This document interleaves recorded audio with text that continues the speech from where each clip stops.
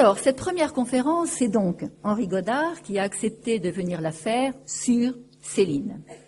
Ce choix, comme vous le savez, montre justement la liberté que nous avons au Forum universitaire de traiter tous les sujets à partir du moment où il nous semble pouvoir enrichir notre espace de pensée. Certes, oublier Céline serait sans doute plus confortable que d'en parler, mais aborder le cas Céline, le Céline scandale, comme est nommé un des titres, un des ouvrages donc d'Henri Godard sur Céline, le Céline scandale, face à face, comme le fait Henri Godard dans les nombreux ouvrages qu'il lui a consacrés, c'est justement choisir l'inconfort de la pensée, la difficulté de tout travail d'intellectuel. Avant de vous laisser la parole, Henri Godard, je ne ferai que citer les 3 premières lignes d'un article que vous avez fait paraître dans Le Monde le 25 janvier 2010 au fort de la tempête. Les 3 premières lignes, doit-on, peut-on célébrer Céline ? Les objections sont trop évidentes. Il a été l'homme d'un antisémitisme virulent qui, s'il n'était pas meurtrier, était d'une extrême violence verbale. Mais il est aussi l'auteur d'une œuvre romanesque dont il est devenu commun de dire qu'avec celle de Proust, elle domine le roman français de la première moitié du XXe siècle. Comme Proust, il a apporté à la littérature française quelque chose de radicalement nouveau.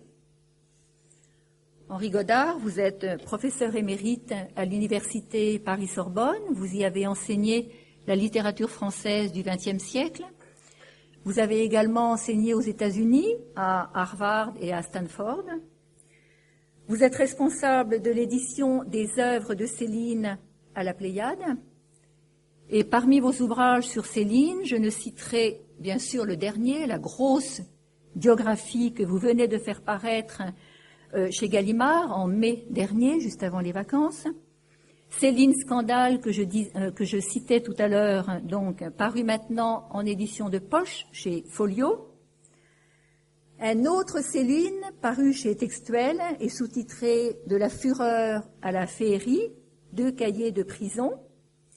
Et puisque nous avons terminé en mai par des conférences sur Malraux, Christiane Moati d'ailleurs notre conférencière est dans la salle, eh bien je citerai un ouvrage intitulé Une grande génération, Céline, Malraux, Guillou, Giono, Monterland, Malaquais, Sartre et Simon, paru également aux éditions Gallimard. Et tous ces auteurs, vous les avez réunis autour de l'événement que fut la guerre de 14, tant elle a été forte pour tous qu'ils l'aient vécue dans leur chair ou dans leur éducation. Merci, Henri Godard.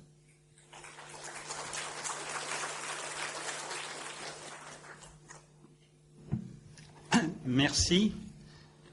J'étais heureux que vous citiez, pour terminer, cet ouvrage multiple, parce que je ne voudrais pas être enfermé en tête-à-tête avec ce Céline.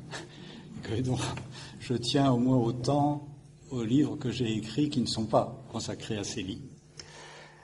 Je viens vous parler aujourd'hui d'un auteur problématique, douloureux, sujet à controverse et dont pourtant on ne peut pas ignorer.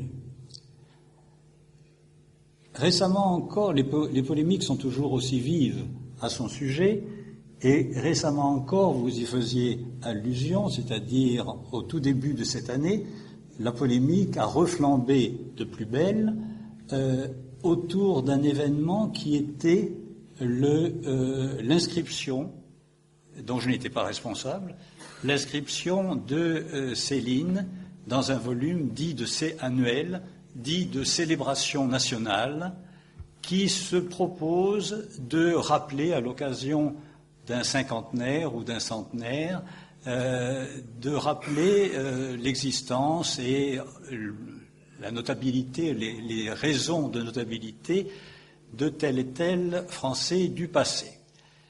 Il était clair que si on me demandait, dans mon esprit, que si on me demandait d'écrire cette notice, c'était au titre de l'écrivain qui, en effet, mérite d'être célébré. Mais il y avait eu dans les rouages administratifs du ministère, il y avait eu une sorte de malentendu, et après que la commission avait inscrit Céline comme édition composée de personnalités irréprochables, avait inscrit Céline dans cette liste de célébration 2011 à l'occasion du 50e anniversaire de sa mort, puisqu'il est mort en 1961, de malencontreuses phrases de la préface du recueil de la part d'une des personnalités qui avait oublié qu'ils avaient inscrit Céline au programme, parlaient de ces exemples que l'on pouvait, ces personnalités que l'on pouvait proposer comme exemples de vie ou de morale, etc., ce qui évidemment tombait à contre-pied en ce qui concerne Céline.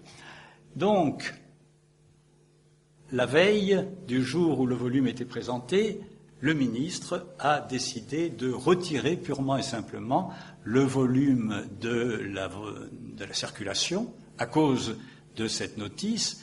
Il s'en est suivi divers incidents, je ne reviens pas là-dessus, certains d'entre vous se rappellent peut-être, ça a été largement commenté dans la presse, et tout cela a eu comme conséquence de faire réagir, comme au premier jour, je veux dire au commencement de la destinée éditoriale de Céline, de faire réagir avec de très violentes prises de position contre, puisque toute la polémique est sortie d'une demande de retrait du volume à laquelle le ministre a obtempéré, mais aussi, et dans mon expérience, c'est peut-être la première fois, dans les réactions de lecteurs telles qu'elles étaient répercutées dans les journaux ou dans des blogs,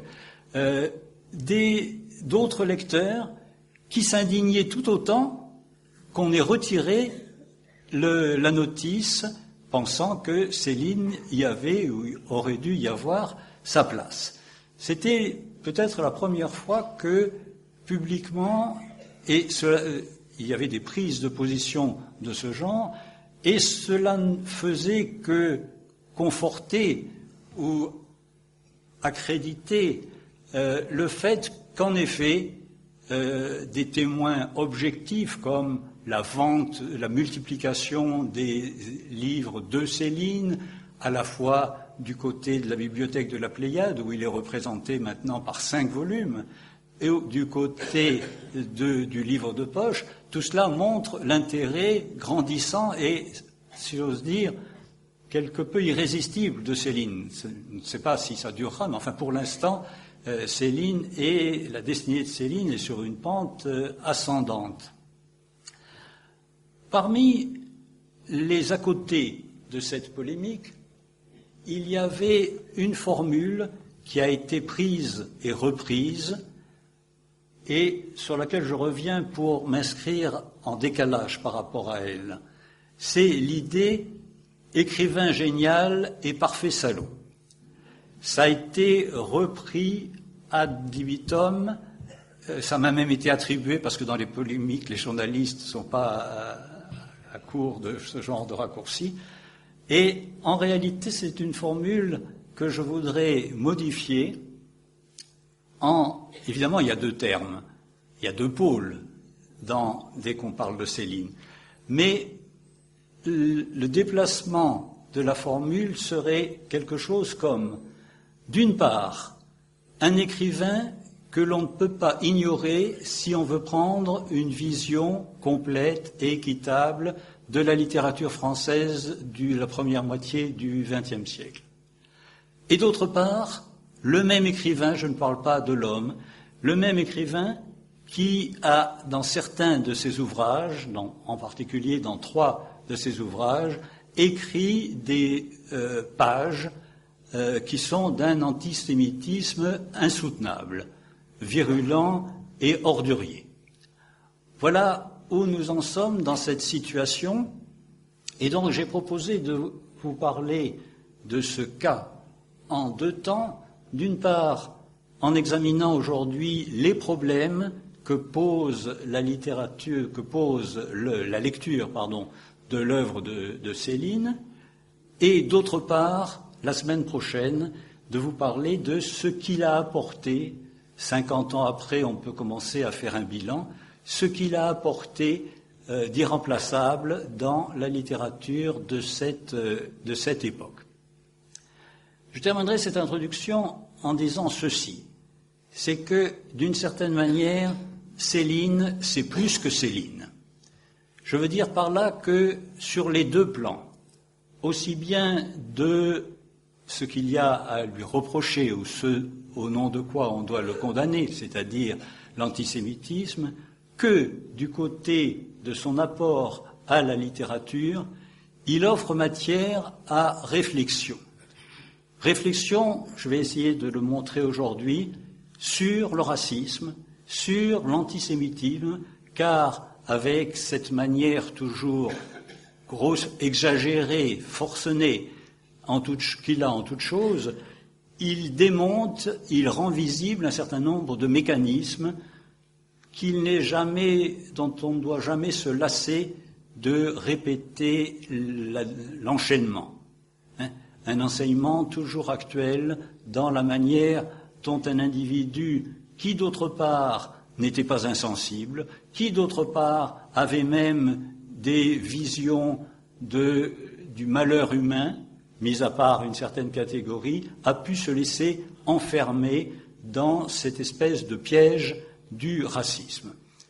Et d'autre part, réflexion aussi qui le dépasse, par lequel il ne se réduit pas à son seul cas, réflexion aussi sur les raisons pour lesquelles tant de gens continuent ou se mettent à le lire avec autant de plaisir, avec des réactions toujours aussi passionnées, ce qui nous amène à réfléchir à la question de nos valeurs, et en particulier à la question de savoir si la création artistique, quand elle atteint un certain niveau, ce qui est son cas à mon avis, la création artistique est devenue une valeur telle qu'elle peut coexister avec d'autres valeurs ou plutôt la négation d'autres de nos valeurs morales, comme c'est le cas avec son antisémitisme.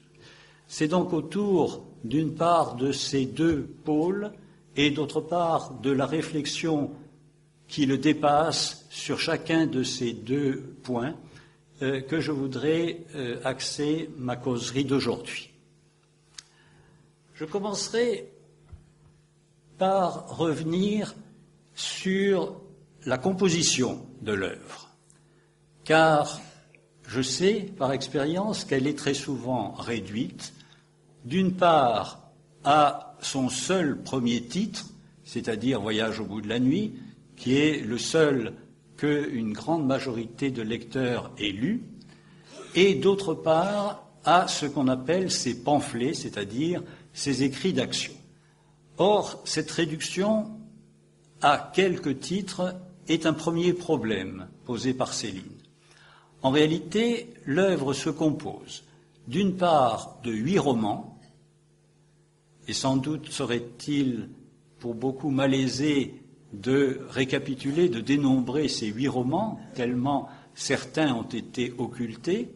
Donc 8 romans, 3 ou plutôt 4 écrits polémiques et interventions dans l'action, dont 3 sont ordinairement désignés sous le nom de pamphlets, et ce sont eux qui font problème, et un 4e beaucoup plus court et beaucoup moins connu, est une sorte de maillon essentiel dans l'évolution. Et puis, en dehors de ces 2 blocs, de romans d'un côté et d'écrits d'action d'autre part, il y a à la périphérie de son œuvre des textes sans aucun doute mineurs, mais sur le cas desquels il faut réfléchir aussi, c'est-à-dire des textes qui ont été réunis sous le titre général, parce que ce sont des textes courts, des textes qui ont été réunis sous le titre « Texte pour la scène et l'écran », qui sont composés pour beaucoup d'arguments de ballet, car Céline était aussi un passionné de danse et l'auteur d'arguments de ballet, ou alors des scénarios. Quant aux titres, les voici. L'œuvre romanesque de 8 romans se compose de 2 cycles. L'un avant-guerre, l'un écrit avant-guerre, avant la guerre de 39, l'autre après 45. Le premier cycle est composé de Voyage au bout de la nuit, le roman connu de Céline, qui est admis plus que les autres dans une espèce de vulgate, mais il est suivi de 3 autres qui forment cycle après Voyage au bout de la nuit. Ces 3 autres romans ont pour titre respectivement Mort à crédit, Casse-pipe et Guignolsband. Entre le premier et ce cycle, il y a une sorte de redépart de Céline romancier. Dans Voyage au bout de la nuit, Céline a récapitulé les expériences majeures, historiques qu'il avait vécues et qui donnent une certaine image du premier demi-siècle avant la Seconde Guerre mondiale, c'est-à-dire la guerre, la colonisation ou la décolonisation, une certaine organisation, rationalité du travail ayant commencé aux États-Unis et s'étant répandu par la suite en Europe, et puis la condition des banlieues parisiennes, dans laquelle Céline avait exercé, enfin à l'époque où il y écrivait, exercé comme médecin dans un dispensaire. Ceci dans Voyage au bout de la nuit. Le succès de ce roman a été énorme. Il est de ces livres qui font tout d'un coup une rupture, qui sont reconnus et adoptés, non sans scandale, non sans polémique déjà, mais enfin c'était de la polémique littéraire, dans l'histoire de la littérature. Un de ces livres comme il en sort une fois toutes les quelques années. Mais c'était d'une certaine manière une récapitulation. Céline avait mis dans ce livre tout ce qui l'avait touché personnellement, puisque tout ça reposait sur une expérience personnelle, tout ce qu'il avait touché et qui était représentatif de l'époque. Guerre, colonisation, travail industriel, nouvelle et extension urbaine démesurée. Après quoi, il s'agissait de savoir, et c'est l'objet d'une longue interrogation de la part de Céline, il s'agissait de savoir comment il allait continuer, repartir après ce succès éclatant, mais qui semblait fermer la porte. Beaucoup de critiques, après 1932, après la publication de Voyage au bout de la nuit, répétaient que c'était un livre unique et que celui qui avait écrit ça n'aurait jamais plus rien à dire. Et Céline a l'intuition de reprendre les choses, si je puis dire, en amont, puisqu'il avait commencé Voyage au bout de la nuit par la formule célèbre maintenant, comme la première phrase de Proust, la formule « ça a débuté comme ça ». Et en réalité, cette formule désigne l'entrée, la déclaration de guerre de 14. En réalité, bien sûr, ça avait débuté, comme il dit, bien avant, pour lui-même. Et il a donc l'idée de reprendre sur un autre rythme, à un autre niveau, de reprendre ses expériences personnelles, toujours transposées de manière plus ou moins fictive, nous en reparlerons la semaine prochaine.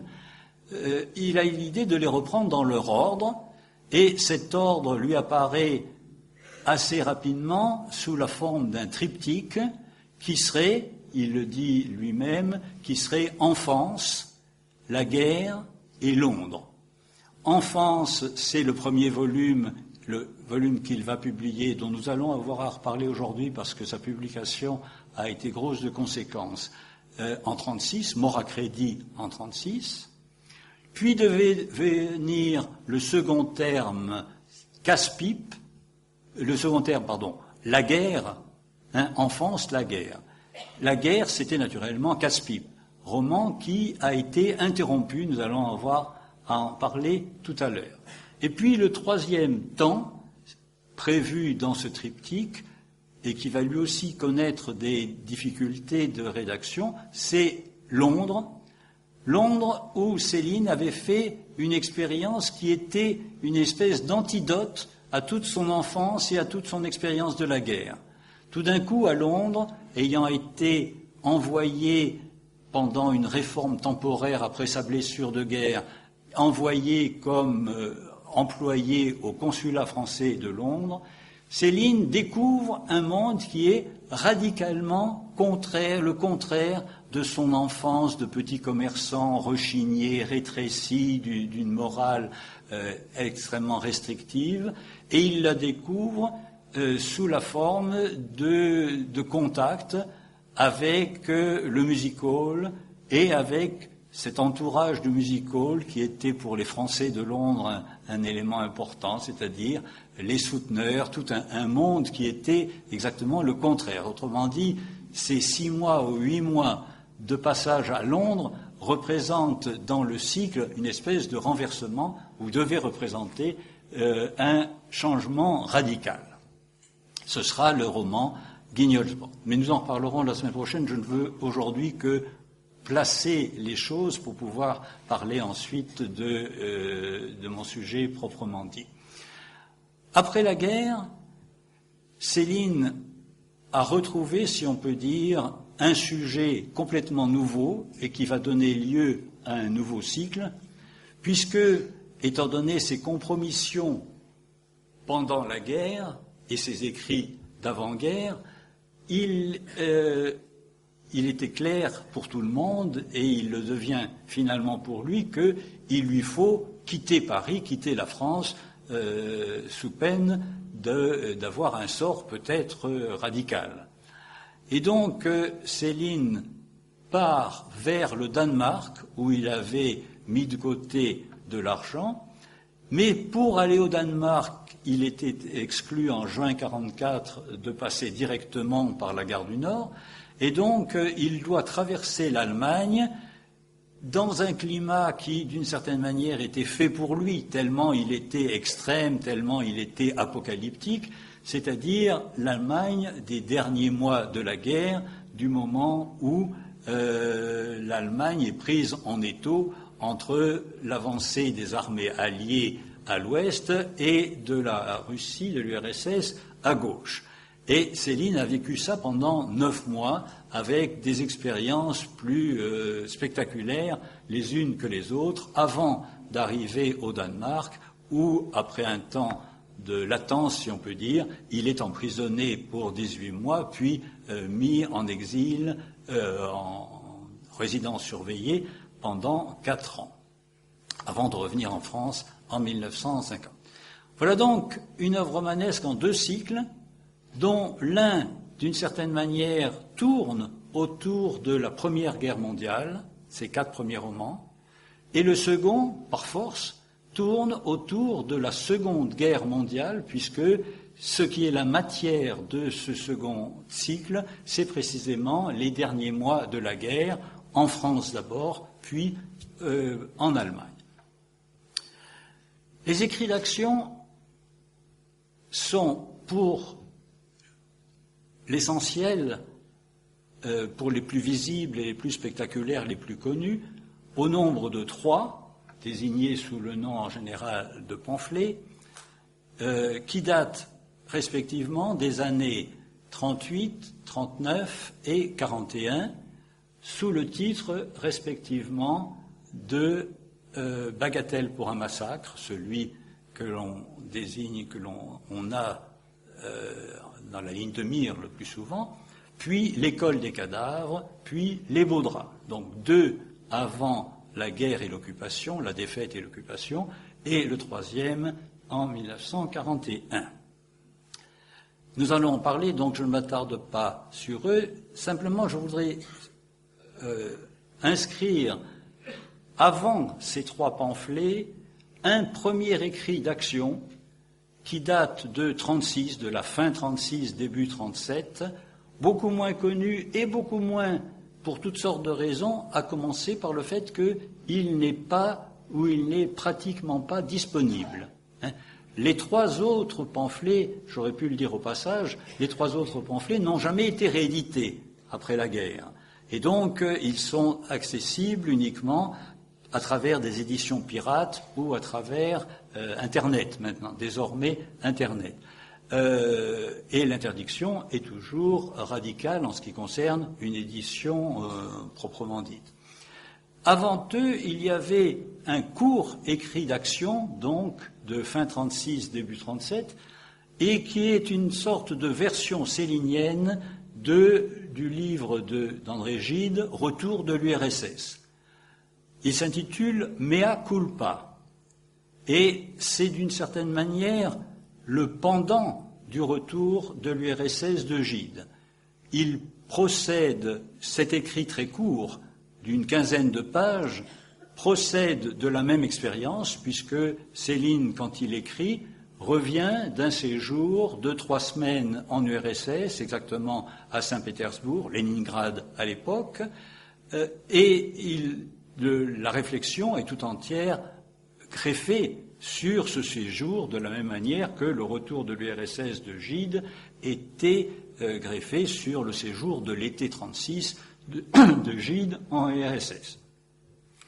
En réalité, le titre qu'il donne à ce court écrit d'action, Mea culpa, aurait mieux convenu à Gide qu'à lui-même parce qu'il était loin d'avoir été, dans les années précédentes, l'équivalent de ce qu'avait été Gide pour le Parti communiste et l'URSS dans les années 32-36.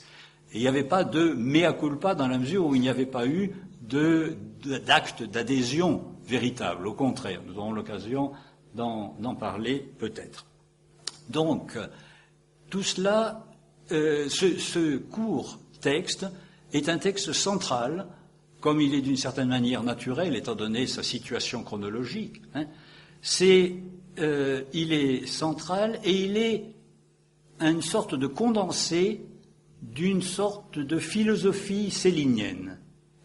C'est un texte qui est indemne, ou pratiquement indemne, d'antisémitisme, qui porte sur autre chose, qui porte sur une certaine vision de la vie, une certaine vision de l'homme, et c'est ce dont je vais parler aujourd'hui, et qui, à partir de là, développe un certain nombre de conséquences. C'est un texte que l'on peut dire d'une certaine manière séminal. Il n'est malheureusement pas, et malgré mes efforts, il n'est toujours pas accessible facilement, puisqu'il fait difficilement la matière d'un volume, étant donné que le texte ne comprend qu'une quinzaine de pages, et donc il se trouve réuni dans un recueil où il n'est nullement mis en évidence, mis en valeur, un recueil qui, dans des cahiers Céline de chez Gallimard, qui sont toujours des textes moins répandus que d'autres, qui s'intitule Céline et l'actualité. J'espère qu'un jour je parviendrai à faire ressortir sous son titre ce mea culpa. Un mot pour finir et entrer dans le reste du sujet, un mot pour finir des textes que je disais périphériques. Il s'agit de textes pour la scène, 2 pièces qui ont précédé l'entreprise romanesque de Céline, et puis cette série de ballets qui représente l'endroit, si on peut dire, de l'inspiration de Céline, en tout cas dans son esprit. Tout ce qu'il y avait de difficile, d'agressif, passé dans ses romans et encore bien plus dans ses écrits ses écrits d'action. Et puis, entre deux, il se délassait, à l'usage en particulier des danseuses avec lesquelles il n'avait cessé de vivre, il se délassait en écrivant un argument de ballet qui représentait dans son esprit l'autre face de son imaginaire.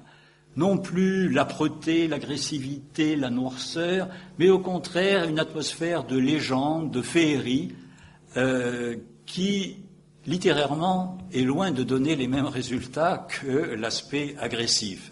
Son talent était beaucoup plus du côté de la violence que du côté de la féerie. Mais le fait est que ce sont des textes qui importent, et qui importent en tout cas pour manifester, fût-ce de manière un peu seconde, pour manifester cet autre aspect de Céline, et en particulier tout ce qui touche à la danse. La danse est pour lui, plus que la danse, si j'ose dire, elle est tout un symbole de ce que des hommes et des femmes peuvent tirer d'eux-mêmes en dépit de la loi de la condition humaine, qui est une loi de vieillissement, d'alourdissement, d'avachissement. Les danseurs et les danseuses tirent, eux, d'eux-mêmes, par leur travail, par leur ascèse, quelque chose qui les libère, en tout cas temporairement, qui les libère de cette loi. Quand Céline, c'est une formule qui est souvent citée, et je la redonne parce que certains d'entre vous l'ont peut-être entendue, quand à la fin de sa vie, un intervieweur demande à Céline, mais finalement, qu'est-ce que vous leur reprochez tant aux hommes? Il répond, ils sont lourds.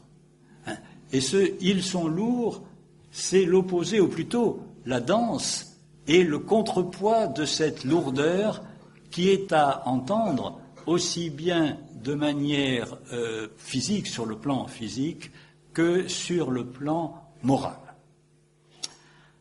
Arrivons donc à ce que j'ai annoncé comme le thème principal de cette première causerie, c'est-à-dire les problèmes posés par l'œuvre de Céline.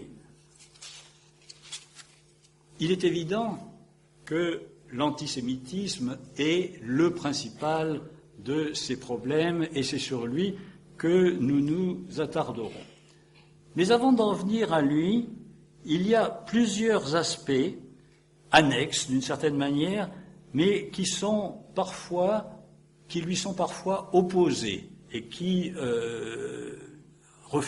qui tendent à refuser la lecture. C'est donc des préalables que je voudrais examiner d'abord avant d'en venir au reste. Le premier, c'est une vision extrêmement noire, extrêmement pessimiste de l'homme, du monde, de la vie. Insistante, multipliée à travers des formules et des images. Et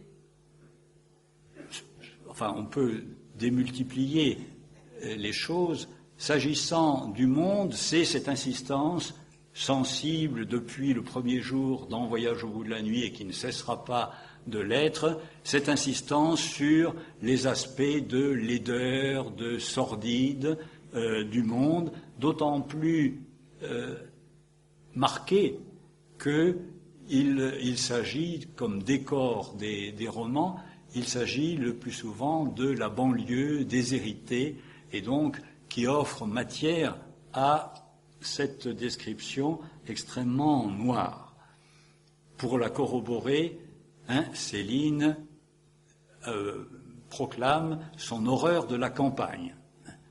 Tout cela, pour être un peu concret, pourrait être résumé autour du dialogue qu'il avait avec la femme avec laquelle il vivait à l'époque où il écrivait Voyage au bout de la nuit, qui était danseuse naturellement, qui était qui plus est américaine et qui était pleine d'un enthousiasme, d'un allant, d'une bonne volonté américaine, c'est les bons côtés des États-Unis, et qui, quelques 40 ans après, alors qu'elle avait quitté Céline et disparu dans l'intervalle, quand on l'interrogeait sur ce qu'était sa vie avec Céline, à l'époque où il écrivait Voyage au bout de la nuit, elle disait bien sûr qu'il était absorbé, etc., mais en dehors des qualités, des liens qu'il pouvait avoir.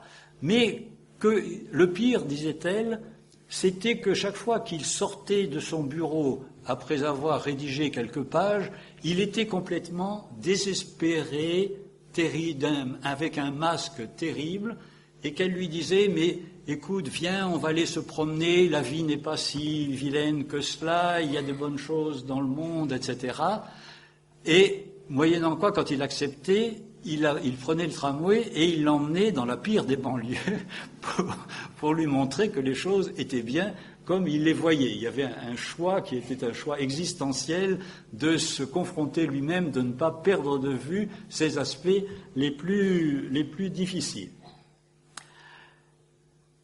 S'agissant de la vision de la nature humaine extrêmement agressive et qui retient certains lecteurs, qui les écarte de Céline après quelques pages, il y a une multiplication de remarques, de qualificatifs, tous plus négatifs les uns que les autres, et je n'en citerai, comme je ne veux pas aller trop longtemps sur cet aspect, je citerai simplement une énumération que je vais tirer 2 ou 3 formules précisément pour le faire connaître de ce mea culpa dont je parlais tout à l'heure et qui est moins connu que d'autres.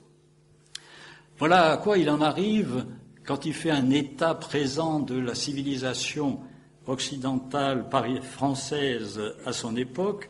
Il dit, voilà, tel que nous le voyons aujourd'hui, l'homme, hagard, saturé, ivrogne d'alcool, de gasoline, défiant prétentieux l'univers avec un pouvoir en seconde, éberlué, démesuré, irrémédiable, mouton et taureau mélangés, hyène aussi, charmant.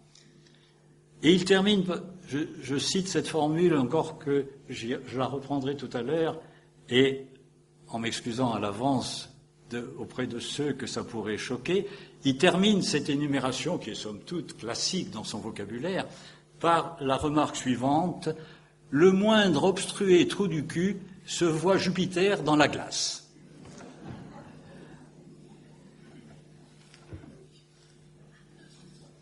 Sur cette vision très noire se greffe le fait qu'il y a des voyages au bout de la nuit, il y a un refus de tout ce qui pourrait être les recours possibles, qui permettraient de croire positivement en l'homme.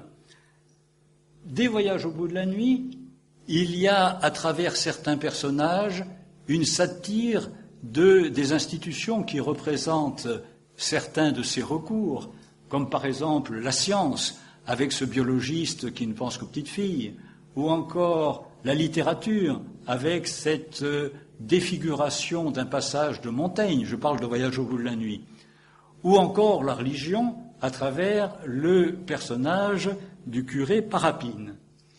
Et peut-être plus que tout, le plus impardonnable pour certains lecteurs, c'est le refus d'un autre recours, beaucoup plus universel et qui nous touche tous de beaucoup plus près, c'est-à-dire le refus de l'amour idéalisé sentimental. Voyage au bout de la nuit a en fait un véritable thème, commençant par la formule qui elle aussi reste dans beaucoup de mémoires, dans la première page: l'amour, c'est l'infini mis à la portée des caniches, procédant ensuite par une satire d'un dialogue de 2 amoureux au pied d'un arbre, et se poursuivant surtout dans la dernière scène du roman par un la négation virulente que, non pas le personnage narrateur de Bardamu, mais son double, qui s'appelle Robinson, oppose à une amoureuse, et qui le requiert de manière très véhémente, fait valoir son amour et exige, revolver au poing, exige la réciproque, des aveux réciproques. Et ce Robinson, nous allons reparler de cette réaction, ce Robinson se refuse, même avec la menace très proche, il se refuse à obtempérer, il se refuse à entrer dans ce discours amoureux et il y laisse la peau, c'est le cas de dire, puisqu'elle lui tire, c'est tout cela, elle lui tire dessus.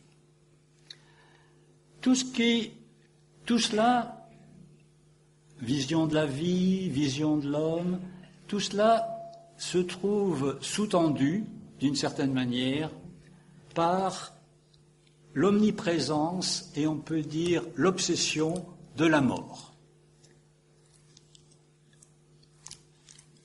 Obsession qui se résume dans une formule, à certains moments, qui est répétée dans l'œuvre de Céline et qui est un point crucial sur lequel j'insisterai.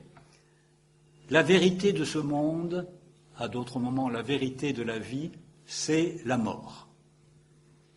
Tout cela fait un pessimisme, parfois qualifié même de nihilisme, dans lequel on voit facilement un terreau, une préparation pour l'antisémitisme qui va s'affirmer avec une telle véhémence. Or, si cela est vrai, en gros, pour l'essentiel, cette noirceur correspond véritablement à un sentiment sincère de la part de Céline, il y a plusieurs correctifs dont il faut tenir compte. D'une part, dans cette affirmation tellement brutale, tellement noire sur les différents plans que j'ai énumérés, il y a une réaction contre toute idéalisation, contre toute héroïsation de l'homme, contre l'humanisme au sens étroit du mot, celui qui se refuse à reconnaître la présence en l'homme d'aucun mal. Céline, à certains moments, loue la religion chrétienne. Dieu sait qu'ailleurs, ce n'est pas toujours le cas, mais à certains moments, il loue la religion chrétienne de ce qu'elle a assis toute son anthropologie sur le péché originel. Elle ne cherche pas à héroïser, à déculpabiliser les individus. Au contraire, elle les met avec insistance devant leurs failles, leurs défauts. Après tout, ce n'est pas Céline, c'est Pascal qui a écrit que le cœur de l'homme est creux et plein d'ordures.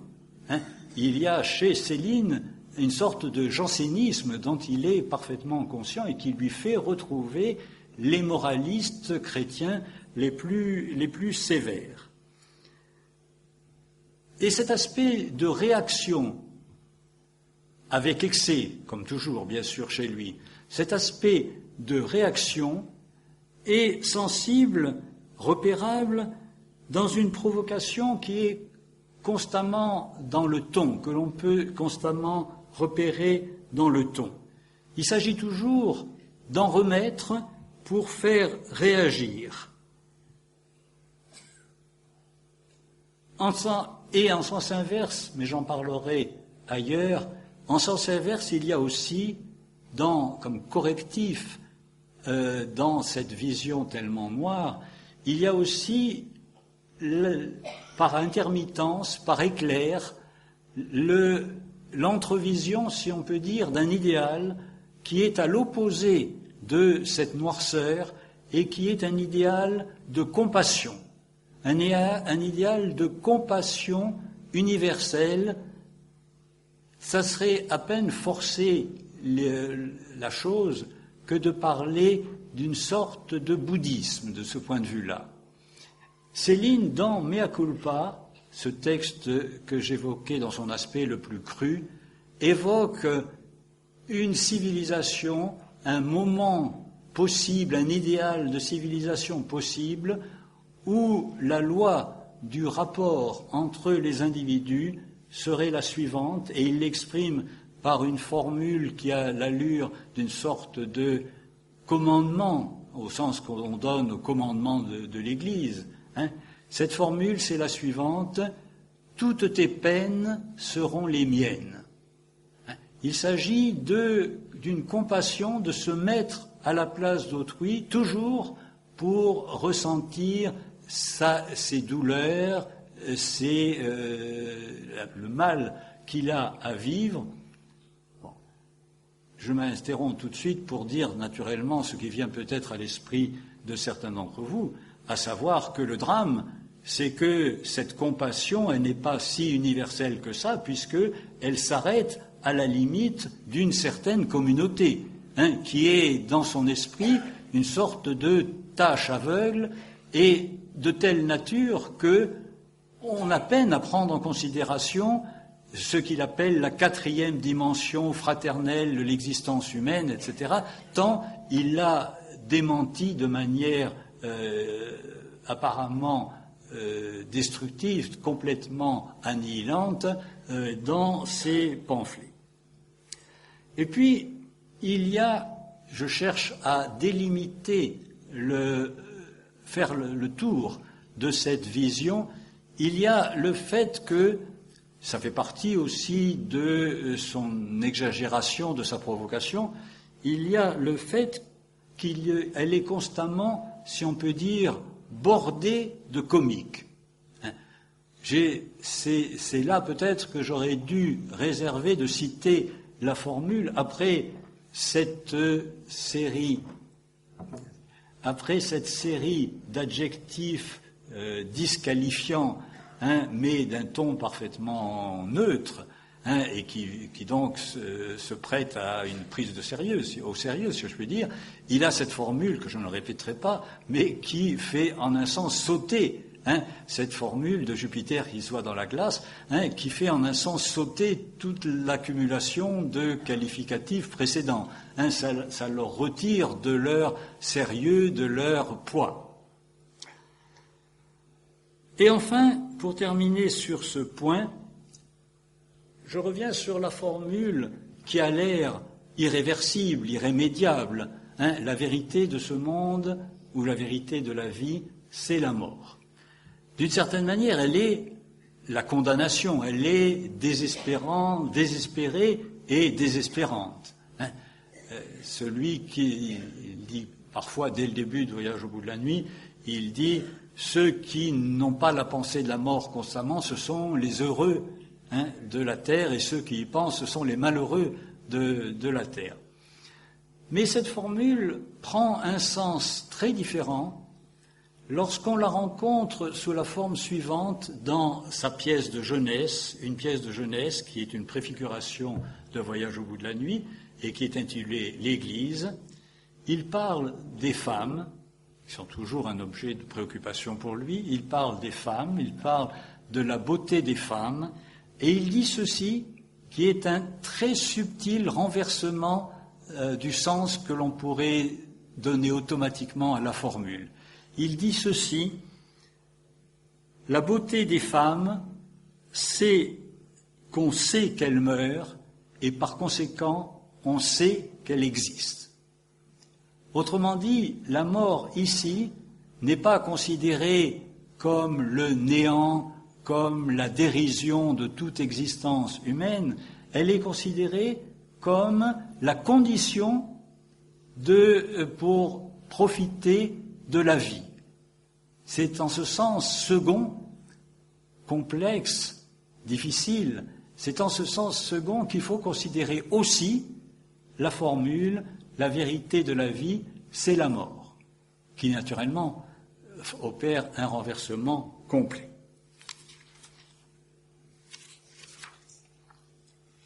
Je passerai presque sous silence, au moins en une phrase, sur ce qui est un objet aussi parfois de réticence, sinon de rejet de certains lecteurs, c'est-à-dire l'abandon par Céline, que dis-je l'abandon ? La manière de pourfendre ce qu'on appelle le bon français. Le français écrit, le français correct, le français qu'on appelle châtié, le bon français. Bon, le premier acte de Céline dans Voyage au bout de la nuit, c'est d'entrer, si je puis dire, dans ce français, contre ce français. Et il y a des lecteurs, il y a ici un partage des lecteurs entre ceux qui, malgré tout, sont choqués, et parce qu'ils sont attachés à cette forme classique du français, et puis ceux qui se disent qu'après tout, c'est du français aussi, c'est un français savoureux, c'est un français avec des trouvailles, que n'a pas la prose ordinaire d'écrivains plus facilement accessibles et plus classiques. Mais nous y reviendrons, en tout cas sur le bon côté, la prochaine fois. Le vrai problème, le problème douloureux que pose Céline, c'est naturellement celui de son antisémitisme. Et il se pose de deux manières, ou sur deux plans.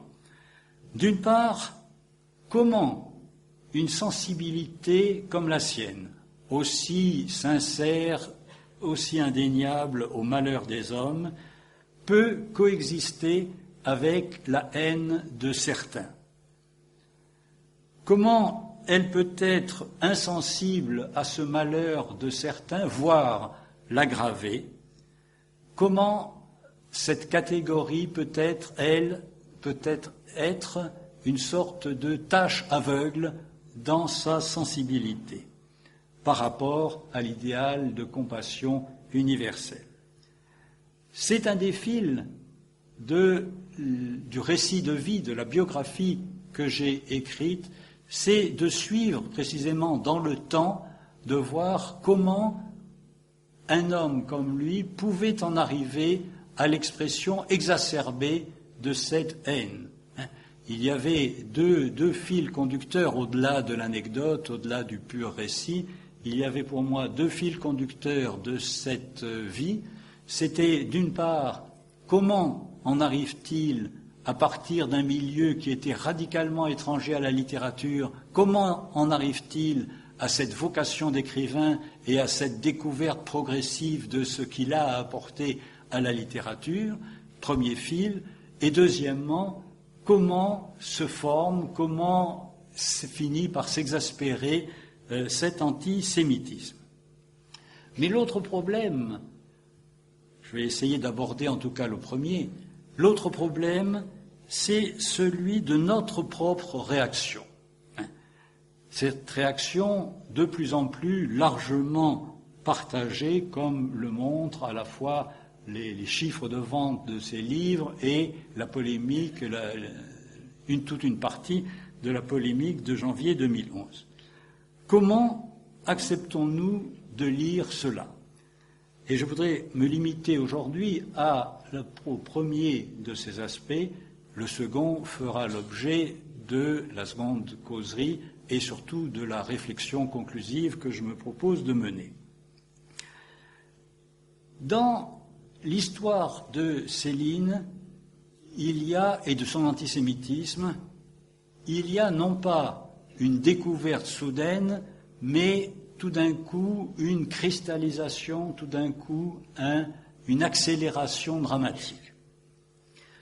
Au départ, nous sommes là dans des causes structurelles, il y a l'imprégnation dans un milieu qui était lui-même tout entier à l'antisémitisme. Céline, née en 1894, c'est-à-dire l'année du commencement de l'affaire Dreyfus, et vit toute son enfance au milieu de cette affaire, puisque en 1906, il a 12 ans, en 1906, c'est-à-dire le moment de la révision du procès, et il a 12 ans. Et il vit donc ces 12 premières années dans ce milieu de petits boutiquiers, lecteurs de la presse anti-dreyfusarde, antisémite.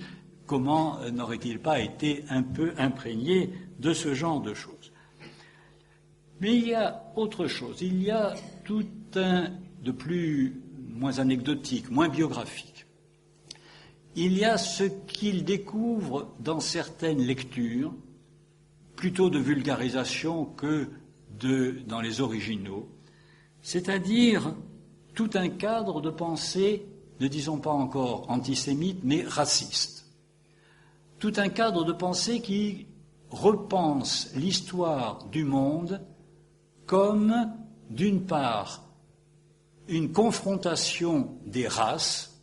Une fois pour toutes, je mets des guillemets à ce mot, je ne le répéterai pas à chaque fois, une confrontation des races, une croyance indéracinable dans l'hétérogénéité de ces races, qui diffèrent non pas seulement par les caractères physiques, mais par des propriétés de sensibilité, de comportement intrinsèque, et parler de ces races, penser l'histoire du monde comme par une différenciation des races, c'est naturellement, inévitablement, penser aussi en termes de supériorité. Le penseur auquel Céline accède par intermédiaire, c'est Gobineau, dont l'essai s'intitule, vous le savez, « De l'inégalité des races humaines ». Et non seulement ces races sont hétérogènes, mais encore, dans cette pensée, elles sont constamment en conflit les unes avec les autres pour la domination du monde. Cette hétérogénéité, Céline, étant donné ce qu'il est, la vie en particulier dans le domaine de la sensibilité et de la création artistique. Toutes les races n'ont pas la même sensibilité. Entendez naturellement, la dérive se fait toute seule. Entendez, certaines races n'ont pas de sensibilité et de sens de la création artistique, avec toutes les conséquences que cela peut avoir. Tout cela, donc, est une pensée, et c'est là qu'il nous faut réfléchir au-delà de son cas, tout cela est une pensée des races, par différenciation, supériorité, et donc la porte ouverte à un sentiment donc de supériorité et de mépris. Il y a inscrit, peut-être en tout homme, peut-être en chacun d'entre nous, un certain penchant vers un sentiment de supériorité par autrui et de mépris d'autrui, qui ne demande qu'à s'actualiser, qui ne demande qu'à se réaliser lorsque sont réunis un certain nombre de conséquences visibles, de caractères visibles, physiques, sociaux, etc. Dans ces causes que j'appelle structurelles de cet antisémitisme, il y a aussi ce passage de Céline par des études de biologie. Céline est médecin, fait aux alentours de 1920 donc certaines études de biologie qui n'ont rien de commun avec ce que nous pouvons appeler biologie, qui ne sont que des approches ou des a priori très, très, très éloignées, mais qui l'ancrent dans l'idée qu'il a sur ce problème une vision plus scientifique, toutes les guillemets du monde autour du mot scientifique, sur cette question. Cela se traduit en particulier par le poids qu'il donne à la considération du sang. Il y a une différence des sangs. Il y a dans des formules qui seraient ridicules si elles n'étaient tragiques, du genre il y a un sang dominant et un sang dominé. C'est toujours le sang dominé le sang de couleur qui prédomine sur le sang blanc, le blanc et la non-couleur, etc. Des choses absurdes, mais qui, dans son esprit, se réfèrent à des connaissances biologiques. Il a fallu attendre que l'on étudie des aspects comme les marqueurs sanguins, que l'on mette en évidence qu'il n'y avait à ce niveau plus profond aucune différence de sang entre les dites races, pour mettre un terme à ce genre de spéculation. Et il y a une dernière cause structurelle, pas trop déborder du temps, il y a une dernière cause structurelle qui est la moins immédiatement visible et qui est ceci.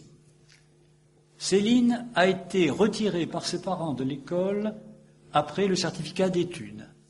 Il a été envoyé directement aux prises avec les réalités de la vie comme apprenti à 14 ans, comme apprenti, comme commis de boutique, à une époque où cette situation était encore moins protégée qu'elle ne peut l'être plus tard, qu'elle ne peut l'être pour nous.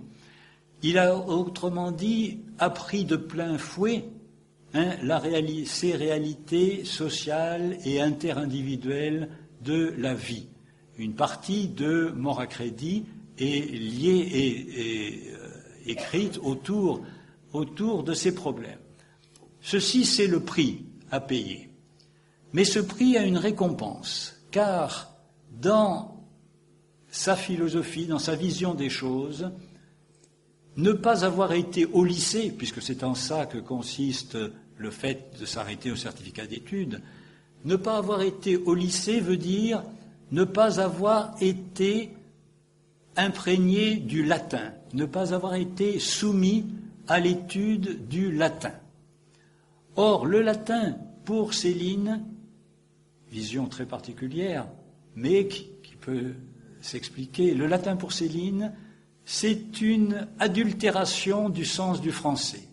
Il y a un certain sens du français qui se perd lorsque on est plié de force à ce système linguistique différent, radicalement différent du latin. Autant le latin peut être proche du français par son vocabulaire, ou plutôt le français du latin, autant dans son système linguistique, le latin, avec ses cas, avec les conséquences des cas sur l'ordre des mots, etc., est quelque chose de radicalement différent. Autrement dit, il en a payé le prix, mais il a été épargné par cette adultération du sens du français à laquelle est soumis les élèves du lycée. Autrement dit, il se retrouve détenteur, porteur, en tant qu'écrivain, d'un certain sens du français que les autres n'ont perdu. Ils écrivent en latin, dit Céline. Cette fameuse cartésianisme, cette logique qui est une logique de la phrase, mais ensuite une logique du discours, lui a été épargné, et donc il reste en prise sur quelque chose de plus profond que on appellerait ailleurs le génie de la langue, un génie contraire à celui du latin. Voici les causes structurelles. Les causes conjoncturelles, pour prendre un langage d'économiste, se réunissent toutes autour de l'année 1936. Auparavant, en un mot, je ne développe pas, mais en un mot, auparavant, il y a des traces d'antisémitisme chez Céline, mais des traces, si l'on peut dire, diluées, des traces sans action, inertes, comme on dit d'un microbe ou d'une bactérie, qu'ils sont inertes.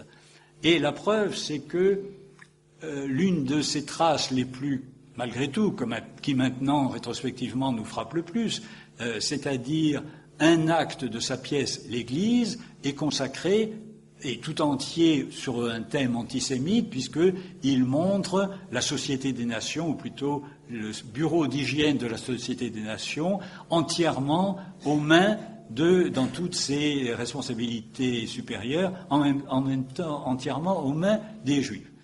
Or, il avait appartenu à cette section d'hygiène.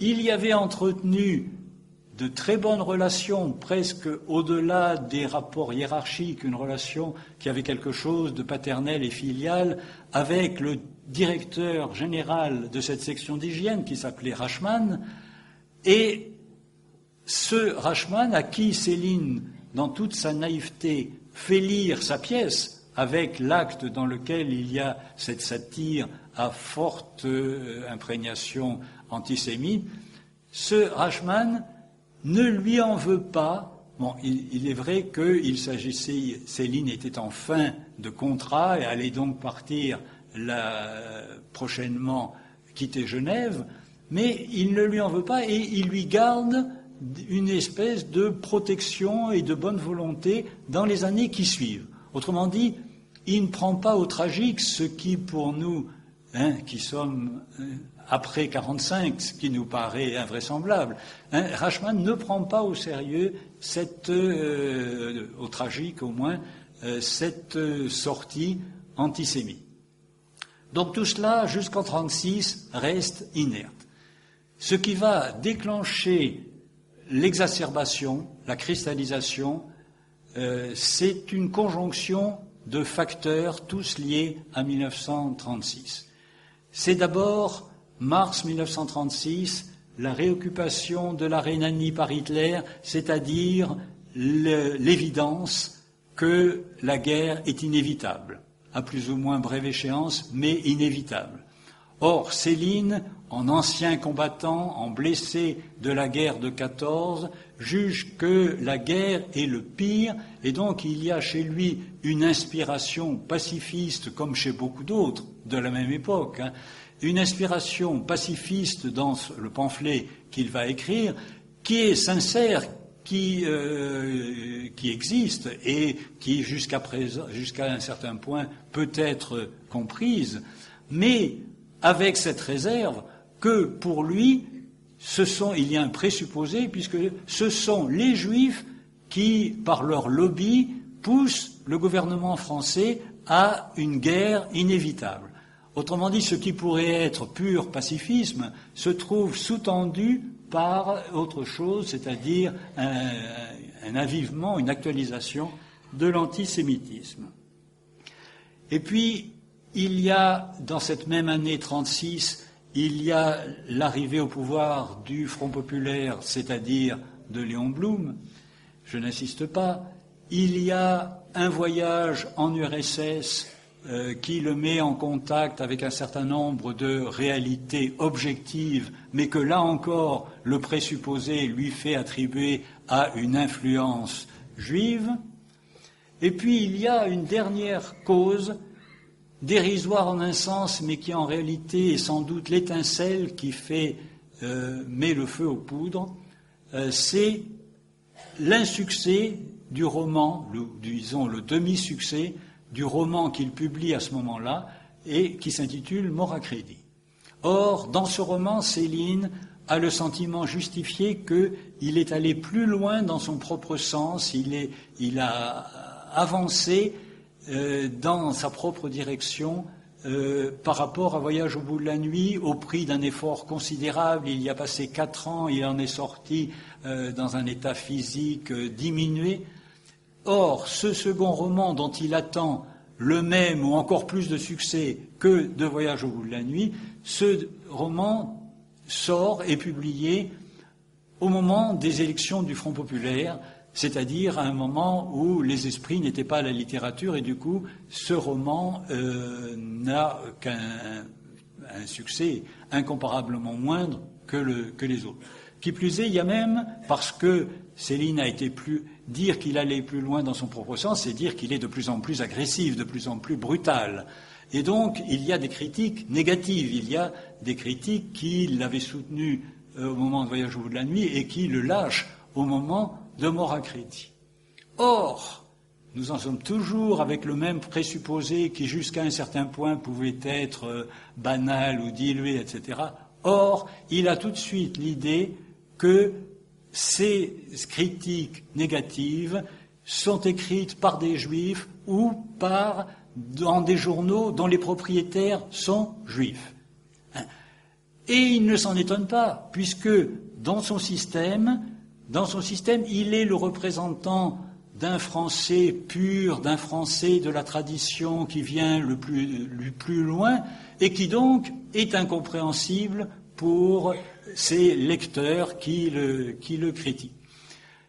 C'est là-dessus que démarre Bagatelle pour un massacre, le pamphlet, sur cette incompréhension, cette mauvaise réception critique de Mort à crédit, et c'est le début de quelque chose d'irréversible. Un dernier mot sur le titre, parce qu'il faut que ce soit dit. Céline avait une espèce de génie des titres. Voyage au bout de la nuit, Mort à crédit, sont des titres extraordinaires. Mais, une fois au moins, il a eu une espèce, si on peut dire, de contre-génie qu'il ne pouvait pas prévoir dans ce titre « Bagatelle pour un massacre ». Car, dans son esprit, au moment où il le publie, le massacre dont il est question, c'est le massacre des Français auquel le lobby juif veut envoyer au casse-pipe. C'est ça le massacre. Et les bagatelles, toujours dans son esprit à l'époque, les bagatelles, c'est précisément ces arguments de ballet qu'il inclut dans Bagatelle pour un massacre et qui, par rapport à l'âpreté du reste, peuvent apparaître comme des moments de détente. Autrement dit, ce titre a subi, du fait des événements du nazisme et de la guerre, ce titre a subi un complet renversement, puisqu'il est, à l'heure actuelle, depuis 1945, il est rigoureusement impossible, étant donné son contenu, de ne pas penser que le massacre en question, c'est le massacre des Juifs, bien sûr. Autrement dit, c'est un titre qui a radicalement changé de sens et qui devient insupportable pour nous à cause de ce changement. Voilà, je m'arrête là. Nous reprendrons la semaine prochaine. D'ici là, je peux répondre aux questions. Et nous reprendrons la semaine prochaine sur des aspects plus positifs.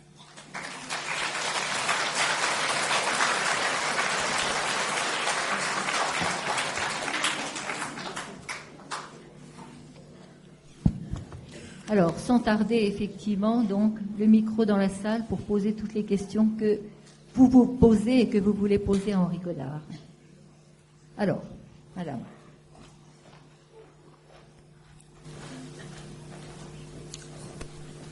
Je pense qu'il n'a pas été évoqué les difficultés pour la publication de Mort à crédit. Je crois qu'à l'époque, Céline a eu beaucoup de mal à trouver un éditeur. Et le comité de lecture de la NRF s'est posé beaucoup de questions pour savoir si Gallimard allait publier ou non Mort à crédit.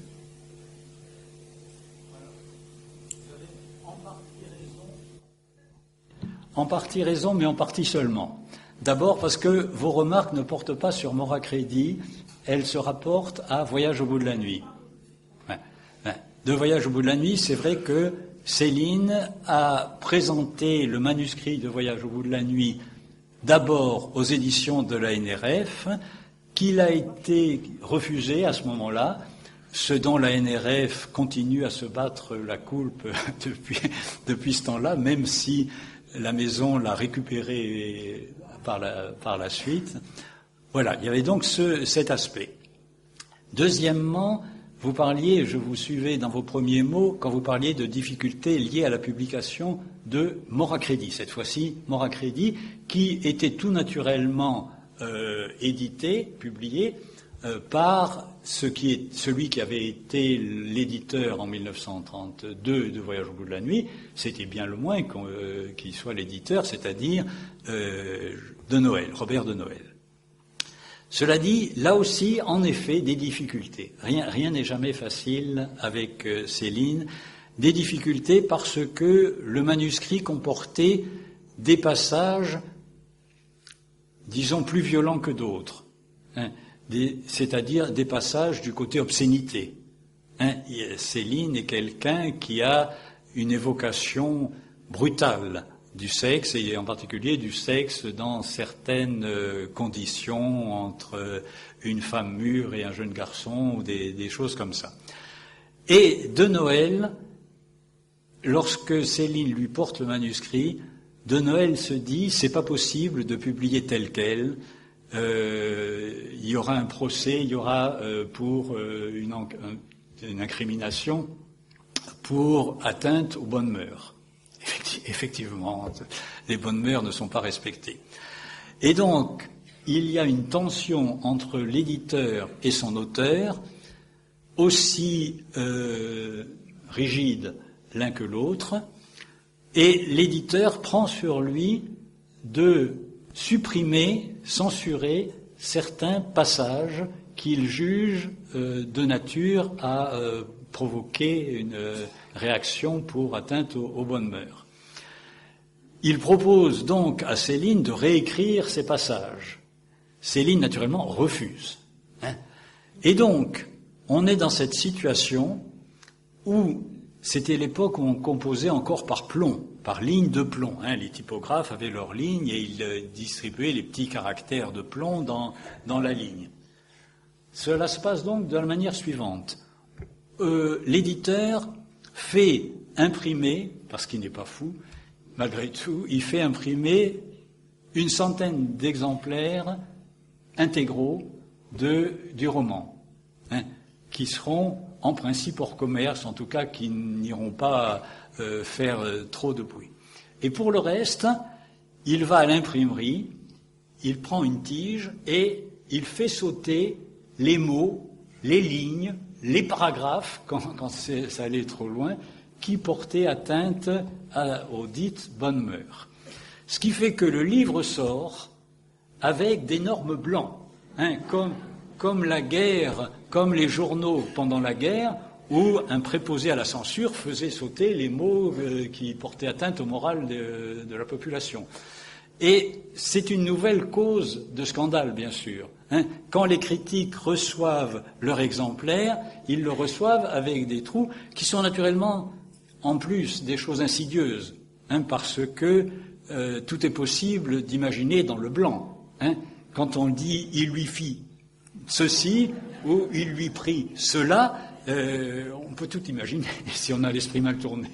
Autrement dit, le livre sort avec ça, et les critiques défavorables prennent ça comme une manœuvre publicitaire. Encore un coup qu'a monté cet auteur pour se faire valoir, pour attirer le chaland.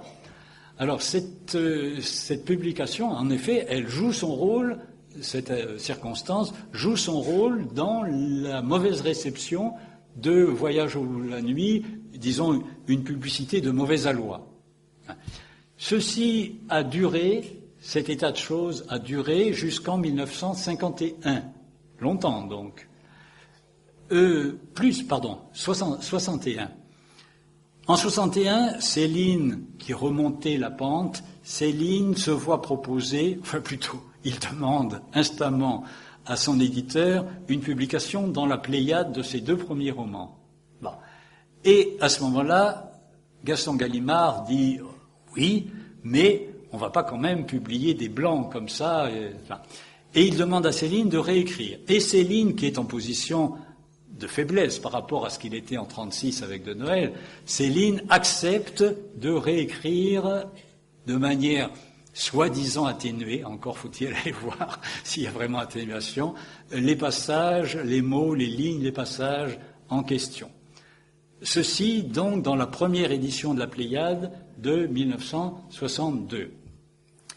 Arrive aussi ensuite la proposition qui m'est faite en 80 de reprendre ce volume qui était fait selon des normes différentes, des normes de l'époque, des années 70-80. Et la demande m'est faite donc de donner une nouvelle édition.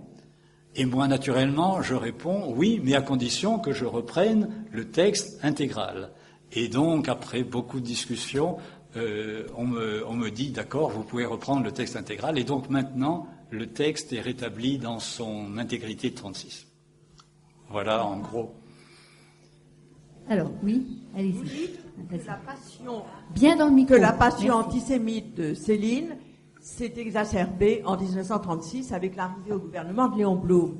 Mais c'est assez curieux tout de même parce que cette passion antisémite qui s'est exacerbée avec l'arrivée au gouvernement de Léon Blum, c'est l'antisémitisme bourgeois. Or, que je sache, Céline était tout sauf un bourgeois, ce fils de petit... Viens dans le micro, C'est ce que je ne m'explique pas. Ceux dont la passion antisémite s'est réveillée avec Blum, c'est ceux qui disaient Hitler plutôt que Staline. Alors, quelle était la position de Céline dans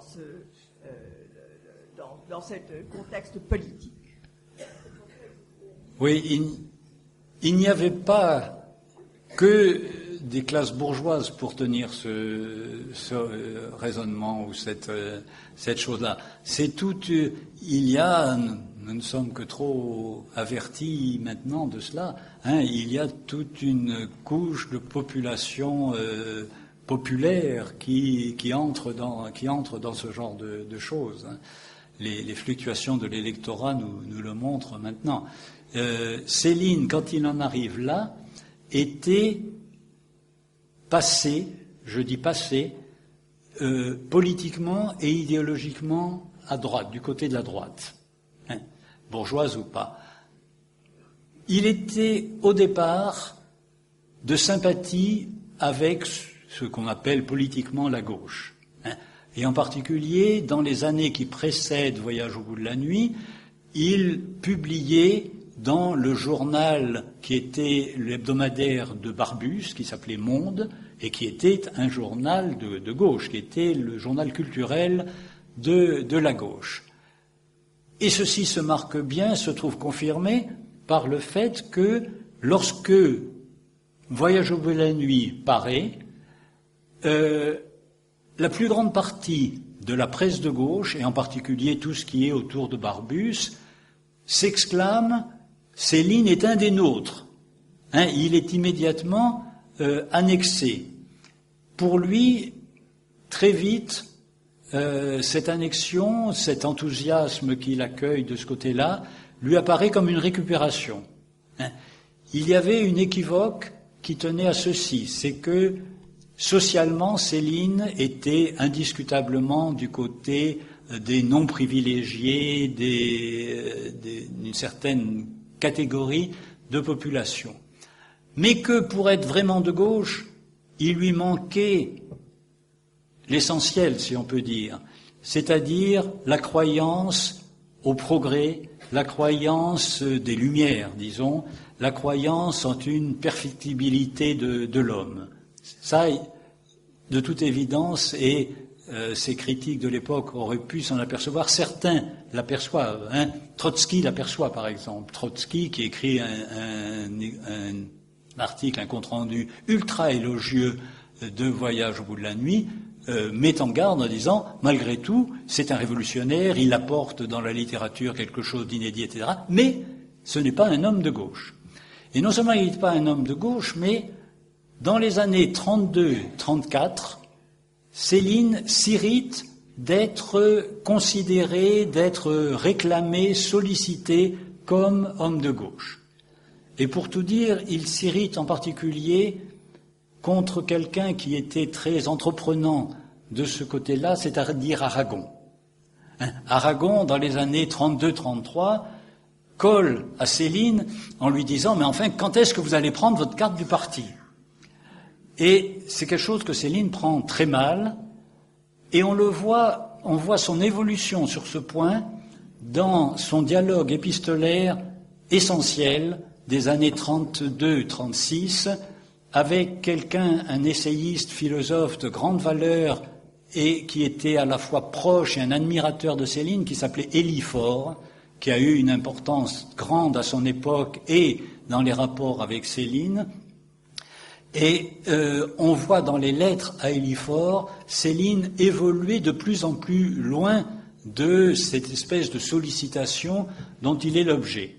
Il finit par dire dans ses lettres, excusez-moi encore une fois, il dit « Pourquoi voulez-vous que j'aille me soumettre à ce super con d'Aragon ?» Et donc, quand il arrive en 36, il y a une divergence, malgré leur admiration et leur amitié réciproque, il y a une divergence avec Éliphore, parce que Éliphore, depuis 1934, qui était auparavant un peu en retrait, colle de plus en plus au Front populaire, écrit dans les publications du Front populaire, prend la parole au mur des fédérés, etc. Et Céline, à ce moment-là, se détache petit à petit de ce bord-là. Et c'est dans cet esprit-là qu'il est quand arrive le gouvernement Blum. Alors, est-ce que justement, dans votre réponse, vous ne venez pas de souligner justement la grande différence qu'il y a entre Malraux et Céline? Il me semble me rappeler, mais là vous allez me remettre dans le droit chemin si je me trompe, que la condition humaine de Malraux date de 37? Non 33. Alors, bon, ce qui veut dire qu'effectivement, l'un et l'autre, et vous avez parlé de la perfectibilité justement, du choix que fait Malraux, de la fraternité, de l'homme avec un grand H, de la perfectibilité de l'homme. Malraux, c'est si je peux me permettre, le goût de la vie sur la mort. Et je vais une seconde plus loin, et puis bien sûr je vous laisse la parole. J'ai l'impression, en paraphrasant un peu Dostoïevski, qu'à partir du moment où on dit que la mort est l'essence de la vie, tout est permis. Oui, écoutez, je suis ravi que vous me donniez l'occasion de parler de Malraux en même temps que de Céline, puisque Malraux est un autre, le second des auteurs sur lesquels j'ai le plus travaillé. Il y a au départ une très forte proximité entre Malraux et Céline. D'une part, en 1932, Malraux, qui avait un rôle aux éditions de la NRF, est un de ceux qui ont plaidé pour que le livre soit pris par les éditions de la NRF. Malraux et son ami Emmanuel Berle. Lorsque, l'année suivante, en 1933, paraît La condition humaine, Malraux envoie un exemplaire à Céline en lui dédicaçant à Céline en pleine sympathie artistique. Bon. À partir de ce qu'ils ont en commun, ce qui fait la sympathie, c'est tous les deux un sentiment existentiel, le sentiment de l'absurde, de ce que peut être l'existence humaine à partir du moment où il n'y a plus de croyance en une transcendance, en un ordre qui justifierait l'univers.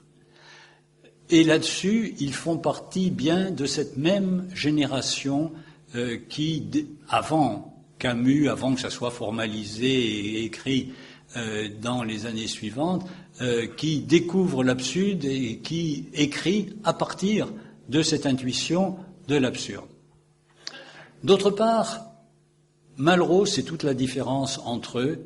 Malraux est quelqu'un qui n'ignore pas, c'est un point qui me paraît essentiel, qui n'ignore pas la part du monde, du mal dans l'homme.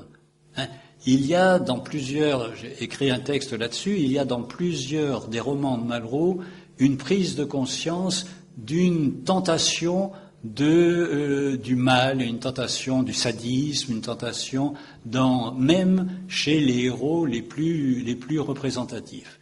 Mais Malraux choisit de parier, étant conscient il n'y a pas d'angélisme, mais étant conscient de cette présence du mal dans l'homme, choisit de faire prévaloir, de parier sur le mal, sur la meilleure part de l'homme. La formule probablement la plus caractéristique de Malraux, le mot le plus caractéristique de Malraux sur ce point, c'est le mot « la part ». La part du mal, la meilleure part, faire triompher la meilleure part. Bon, ceci, Céline, manifestement, ne l'a pas, et c'est de là que naissent des divergences qui se traduisent en politique, l'un par l'adhésion au Front populaire, au progressisme, même au communisme pendant un temps, et d'autre part Céline qui, au contraire, est de plus en plus en retrait par rapport à cela. Ce sont donc deux auteurs c'est ce qui, pour moi, fait leur unité et la source commune de mon attachement. Deux auteurs qui ont, si je puis dire, un point de départ, une base commune, et qui divergent à partir d'un certain moment sur une certaine conception d'une possibilité de faire prévaloir le bien sur le mal. Merci. Oui, je voulais vous poser deux petites questions. D'abord, d'où vient l'appellation Céline, puisqu'il s'appelait Destouches? Et deuxièmement, comment a-t-il fait ses études de médecine, puisque à 14 ans, vous avez dit qu'il était apprenti, il avait arrêté ses études. Et puis, troisièmement, vous n'avez pas parlé du roman D'un château l'autre. Est-ce que c'est réservé pour la prochaine séance? Chacun son tour. Sur vos trois questions, d'abord, effectivement, le nom d'état civil était le docteur, Destouches, Louis Destouches. Deuxièmement, le pseudonyme, le nom de plume qu'il se choisit en 1932, et le choix, qui est plein de significations, le prénom de sa grand-mère. La seule personne dans l'entourage, dans ces 10 premières années, avec laquelle il pouvait sentir une connivence, une complicité, etc., était sa grand-mère, Céline, et il l'a choisie comme une espèce de sainte patronne pour son œuvre.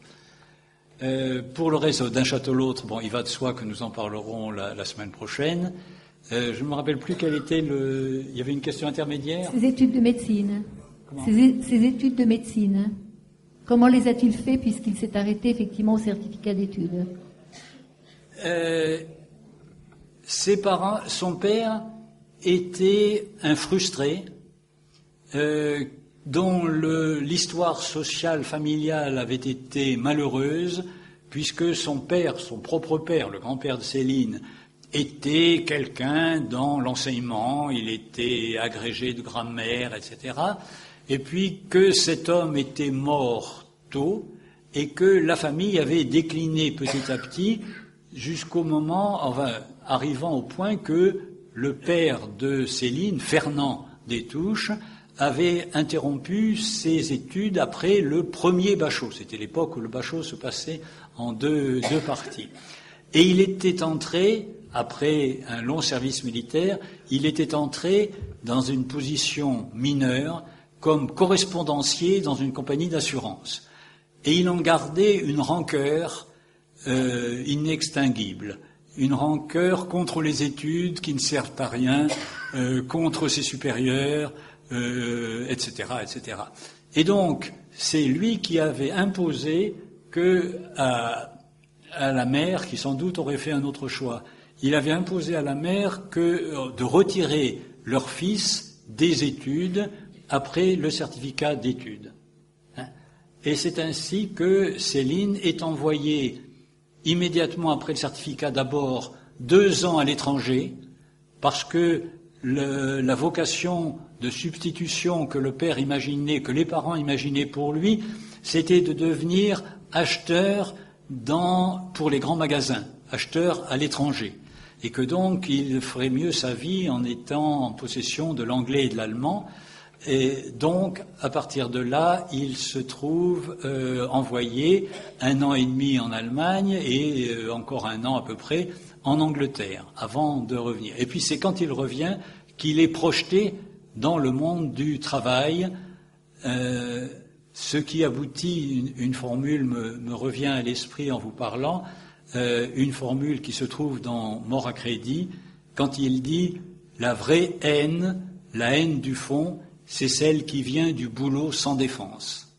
Le boulot sans défense, c'est celui du petit apprenti, du petit commis, qui est soumis, et là, je pourrais m'étendre, qui est soumis non seulement au patron, aux directions de directeur du personnel, à tout supérieur hiérarchie, mais qui est soumis aussi à la mauvaise volonté des autres commis. Car Céline quitte l'enseignement avec l'idée, qui n'ose même pas avouer à personne, l'idée peut-être de devenir un jour médecin, ce qui était une idée folle au niveau social où il se plaçait, une idée absolument folle. Mais pendant ces années d'apprentissage, ça veut dire que, bon gré, mal gré, il se prépare à un futur baccalauréat tout seul, en autodidacte, en lisant les textes inscrits au programme, et que, par là, il se met en mauvais termes avec les autres commis qui se moquent de lui, qui le persécutent sur la manière dont il se met à part pour tout cela. Voilà l'environnement de ce genre de choses. Une question encore, ça sera la dernière, Monsieur Godard. Vous avez très bien expliqué les causes structurelles et conjoncturelles de l'antisémitisme de Céline. Moi, j'aurais peut-être aussi ajouté qu'à l'époque, on pouvait être antisémite et que ça ne choquait pas grand monde, puisqu'on baignait dans l'antisémitisme. Cependant, un homme qui était aussi compatissant et qui était aussi lucide que Céline, n'aurait-il pas pu avoir une vision autre des Juifs, et peut-on aller jusqu'à dire que c'était une folie de Céline? C'est un petit peu, je sais que c'est pas évident comme question. C'est un point de vue qui revient régulièrement, qui a d'une certaine manière sa justification. Je m'y refuse, pour ma part, parce que parler soit de folie, soit de délire, c'est d'une certaine manière l'exonérer d'une pleine responsabilité. Or, malgré tout, y compris avec ce déchaînement de pulsions irrationnelles qu'il y a dans un texte comme Bagatelle pour un massacre, avec les évocations sexuelles, les blocages, tout ce qu'on peut imaginer, malgré tout, j'allais dire, il lui revenait de maîtriser tout ça. Qu'il ait dans un premier temps, qui se soit abandonné à un certain nombre de défoulements, passe, mais au moins dans un deuxième temps, il aurait pu s'interdire de faire florès avec ce genre de choses. Donc je me refuse. C'est clair qu'il y a une part d'incontrôlé, mais malgré tout. Il était un homme d'une culture et d'une sensibilité suffisante pour que on ne le décharge pas de cette responsabilité. Voilà mon point de vue.